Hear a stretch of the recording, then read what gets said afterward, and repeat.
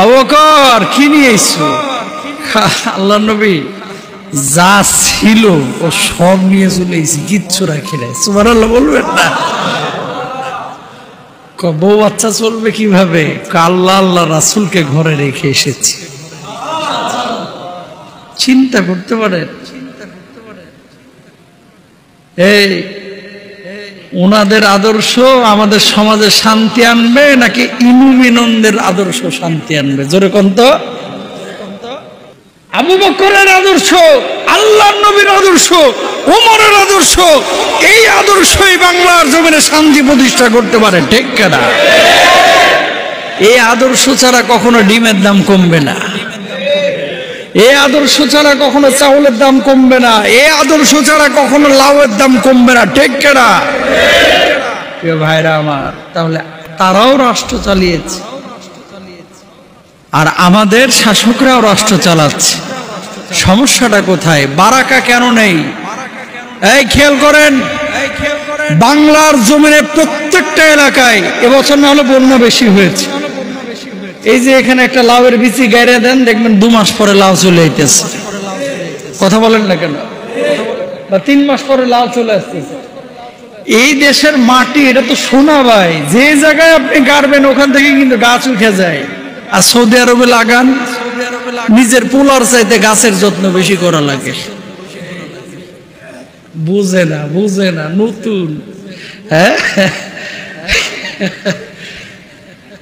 Saudi আরবে একটা গাছ গাছ গাছ একটা লাগাইলে, ধরো একটা খাজুর গাছ লাগাইছেন না শহরের মধ্যে, এই গাছটার পেছনে বাংলা টাকায় মিনিমাম বাৎসরিক 7 থেকে 8 লক্ষ টাকার খরচ আছে, যদি আপনি প্রপার ওয়েতে এটাকে আবাদ করেন। শহরের মধ্যে বলতেছে। আচ্ছা, কেন এদেশে সবসময় পানি হয় না?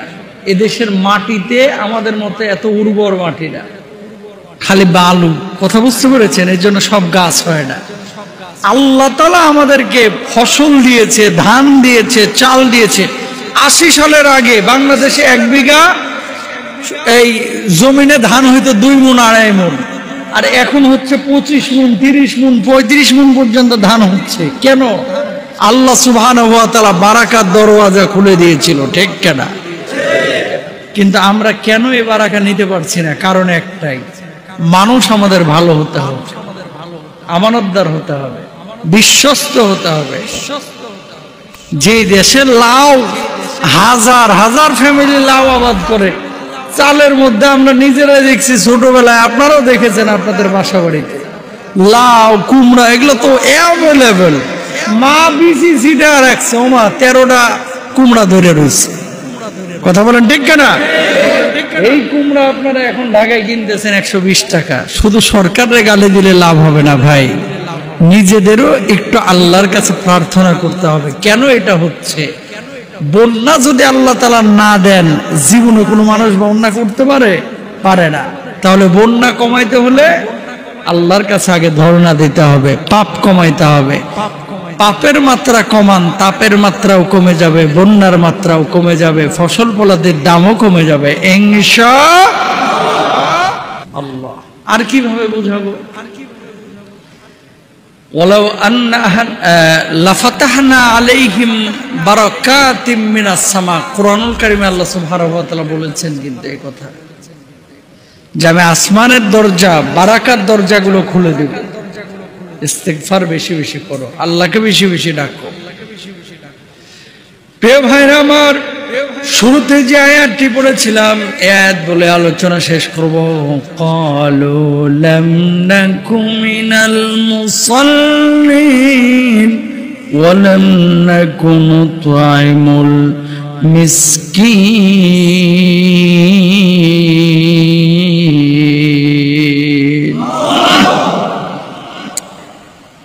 জান্নাতীরা যখন ডান দিকে চলে গেল, মুখোমুখি হয়ে গেল বাম দিকে জাহান্নামীরা, এবার জান্নাতীরা জাহান্নামীদেরকে বলবে, ও জাহান্নামীরা, কোন অপরাধের কারণে আজকে তোমরা জাহান্নামের মধ্যে যাচ্ছ? একটু বলবা নাকি? ওই জাহান্নামীরা তখন জবাব দেবে এই আয়াতটা পরে, ক্বালু লাম নাকু মিনাল মুসাল্লিন, দুনিয়ার জিন্দেগিতে আমরা জীবিত ছিলাম, আল্লাহ রাব্বুল আলামিনের জন্য আমরা ঠিক মতো নামাজ আদায় করি নাই। নাউজুবিল্লাহ।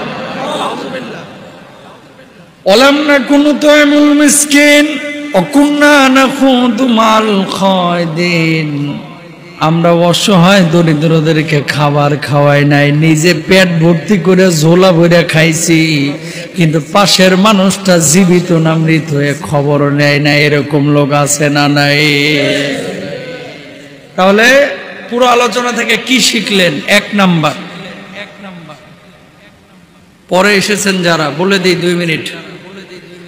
এক নাম্বার শিখলেন হচ্ছে জমিনটা আল্লাহর, বিধান হবে আল্লাহর, আল্লাহর জমিনে আল্লাহর কোরআনের বিধান কায়েম করা, এটা প্রত্যেকটা মানুষের দায়িত্ব। ঠিক কিনা? এই পৃথিবীর বুকে কেউ আপনাকে নিঃস্বার্থ ভালোবাসে না। আপনার কবরে আপনাকেই যেতে হবে। কি সত্য না মিথ্যা? আপনার কবরে আপনারই যাইতে হবে। তো যেই বাড়িটার জন্য নিজের হাড় দুর্বল করে ফেললেন, রক্ত পানি করে ফেললেন, এত পরিশ্রম করলেন যে পরিবারকে ভালো রাখার জন্য, ভাই এরা আপনারা মনে রাখবে 4 দিন অথবা 40 দিন, গরু কাটা পর্যন্ত। এরপরে আপনারা আর মনে রাখবে না ভাই। মনে রাখবে, মন খারাপ হবে, কষ্ট লাগবে, কিন্তু পরিবার আপনার জন্য কিচ্ছু করতে পারবে না। ওই কবরে যে সাথী হবে, বাতি হবে আপনার আমল, আপনার সৎ কাজ। ঠিক কিনা? তাহলে নিজের কবরে যাইতে হবে নিজেকেই, এই নিজের প্রস্তুতি নিয়েই নিজেকে যাইতে হবে ইনশাআল্লাহ। আল্লাহ সুবহানাহু ওয়া তাআলা আমাদেরকে যে গাছ, এই যে ফসল ফলাদি সবকিছু নিয়ামত দিয়েছেন আল্লাহর গোলামের জন্য, আল্লাহর বিধানগুলোকে কার্যক্ষেত্রে বাস্তবায়িত করার জন্য। এমনি এমনি দেন নাই। নামাজটা পড়তে হবে, যেখানে থাকেন, পথে ঘাটে মাঠে নামাজটা পড়বেন ইনশাআল্লাহ। শিরক করবেন না, বান্দার হক নষ্ট করবেন না। আপনার জান্নাতে যাইতে ঢুকাইতে কেউ বাধা দেবে না। আল্লাহর নবী বলছে ওর জান্নাতের জিম্মাদার আমি নবী নিজে হয়ে যাব। এর চাইতে সহজভাবে বোঝার আর কোনো ওয়ে নাই। সবশেষ যা বলেছি, দেশের দ্রব্যমূল্যের এই যে ঊর্ধ্বগতি, এটার জন্য শুধু সরকারকে, পলিটিশিয়ানদেরকে অথবা বাজার নিয়ন্ত্রণকারী সংস্থাকে গালি দিলে হবে না। হ্যাঁ, দুর্নীতি অথবা সিন্ডিকেট এখনো আছে, এটা সত্য কথা, কিন্তু শুধু যে এই কারণেই দাম বাড়তেছে বিষয়টা এরকম না। আল্লাহ তাআলা হয়তো আমাদের উপর রাগ করতেছে, নাহলে এত বন্যা হচ্ছে কেন? এই কার্তিক মাস শুরু হয়ে গেছে সম্ভবত। হ্যাঁ, শুরু হয়েছে না? কার্তিক মাস শুরু হয়েছে, এখন ঠান্ডা পড়ার কথা। ওরে ভাই, রাত্রেবেলা মাঝে মাঝে ঠাডা মারে পিঠের উপরে গরমে। কথা বলেন ঠিক না? তো এগুলো কে করতেছে? নিয়ন্ত্রণ করে কে? আল্লাহ। এগুলো সরকার নিয়ন্ত্রণ করে না। যেখানে নিয়ন্ত্রণ সরাসরি আল্লাহ করে, তাহলে তার কাছেই ফিরতে হবে ইনশাআল্লাহ। আল্লাহকে বলতে হবে, আল্লাহ বৃষ্টিটা এমন বৃষ্টি দাও যে বৃষ্টিটা আমাদের জন্য কল্যাণ। আল্লাহ এমন ডিম দাও যে ডিমটা আমাদের জন্য কল্যাণ কর। আল্লাহ এমন ফসল দাও যে ফসলটা আমার পুরো এই বাংলাদেশের মানুষের জন্য যথেষ্ট। এরকম যদি চলতে থাকে, বুঝলেন, এরকম যদি চলতে থাকে, যদি নিয়ন্ত্রণ না হয়, টিকতে পারবেন না ভাই, কেউ টিকতে পারবেন না। কত কোটি টাকার মালিক আপনি, এগুলো মানুষ বুঝতেছে না। তাহলে টিকার জন্য ফিরতে হবে কার কাছে? আল্লাহর কাছে। আজকে যদি সারা বাংলাদেশ বন্যা হয়, সারা বাংলাদেশ ধরেন 1 মাস বন্যা, পানি নামতেছে না, সরকারের বাপের ক্ষমতা আছে জিনিসের দাম কমানো, কিচ্ছু করার নাই। তাহলে এই সমস্ত জিনিস থেকে আল্লাহর কাছে পানাহ চাইতে হবে, চোখের পানি ফেলতে হবে। খালি গীবত করে, খালি গীবত করে, সমালোচনা করে।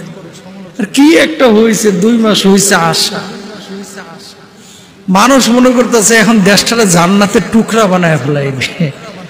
আমরা আশাবাদী ইনশাআল্লাহ যে ভালো হোক, আমরা আগে ভালো হই। রাস্তাঘাটে কয়জন আইন মানেন? আপনিও মানেন না, আমিও মানি না। কথা বলেন না কেন? যে যেমনে পারতেছি সেইভাবে চলতেছি। তা আগে নিজেরা শুদ্ধ হই, আল্লাহ তাআলা আমাদের সবাইকে শুদ্ধ হওয়ার তৌফিক দান করুন। আর বেশি বেশি দোয়া করবো আল্লাহর কাছে যে আল্লাহ দ্রব্যমূল্য আপনি কমায় দেন। অনেক মানুষের চলতে কষ্ট হচ্ছে, এটাই চূড়ান্ত সত্য কথা। অনেক মানুষের চলতে কষ্ট হচ্ছে, আমাদের চলতে কষ্ট হচ্ছে। এই কষ্ট থেকে আল্লাহ আমাদের উদ্ধার করতে পারে। হাযা মা ইনদি ওয়াল ইলমু ইনদাল্লাহ আলাইহি তাওয়াক্কালতু ওয়া ইলাইহি উনীব ওয়া আখির দাওয়ানা আলহামদুলিল্লাহি রাব্বিল আলামিন। আসসালামু আলাইকুম ওয়া রাহমাতুল্লাহি।